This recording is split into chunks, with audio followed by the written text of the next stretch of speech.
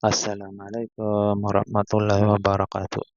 Ngayon ang ituturo natin kung paano magtimpla ng epoxy primer gray at paano ito gamitin sa mga bakal. Sa yung epoxy primer gray, haluan lang natin ng epoxy catalyst. Kailangan lang siya, haluin maigi yung ilalim para makakuha lahat.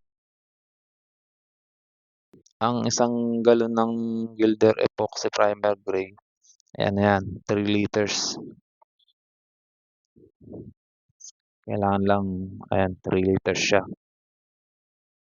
Tapos yung epoxy catalyst niya, 1 liter. Ano yan, ratio niya, 3:1.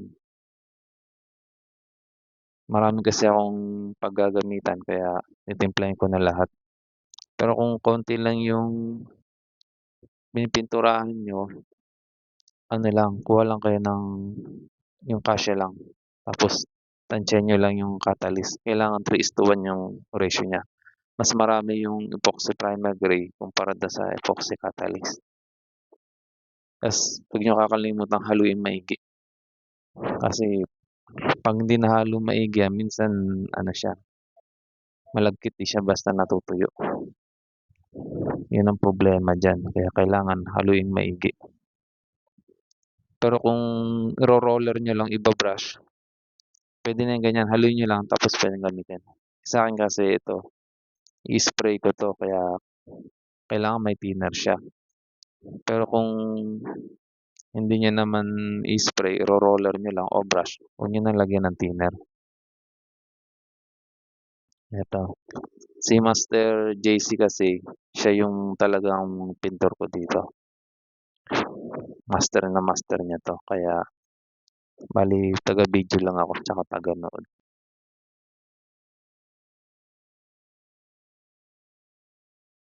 Kailangan talaga haluin maigi yan. Importante talaga yun. Sa pagkahalo, tapos maglalagay ng thinner kasi spray ang gagamitin niya para malabnaw, para lumabas sa spray gun.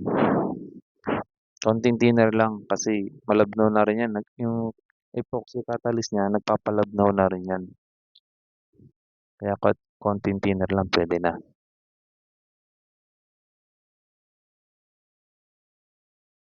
Konting thinner, tapos haluin maigi. Parang maganda. Kalalabas na in-spray siya. Ito yung si JC, yung bagong pintor namin. Ito yung bubuga natin yung bakal. Bago siya sprayhan, kailangan lihain mo na siya. Kasi siya, galvanized. Lahat naman bago sprayan na bakal, kailangan lihain mo na.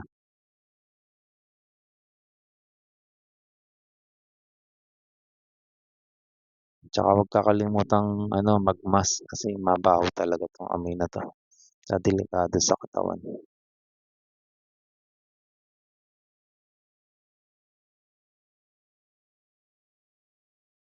Ito, sobrang bilis talaga ni JC. Ito patapos na siya. Makikita natin yung finished product niya. Epoxy primer gray, maganda, matibay. Pero mas maganda yung epoxy galbacot yellow. Mas matibay yun. Pero ito pwede na to. Matibay rin to. Para sa gate. Para hindi mo na kailangan magkulay pa ng iba. Pwede na to, recta na. Gray na siya. Kadalasan kasi ng gate, kulay gray.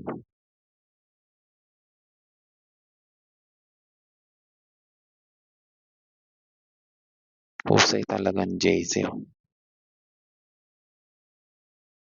Ito na yung finished product ni JC. Napakahusay talaga. Ito, nagawa na natin yung paano gamitin yung epoxy primer gray. Paano gawin, ito na yun. Pag may tanong kayo, comment lang kayo para masagot natin. Yun lang. Thank you.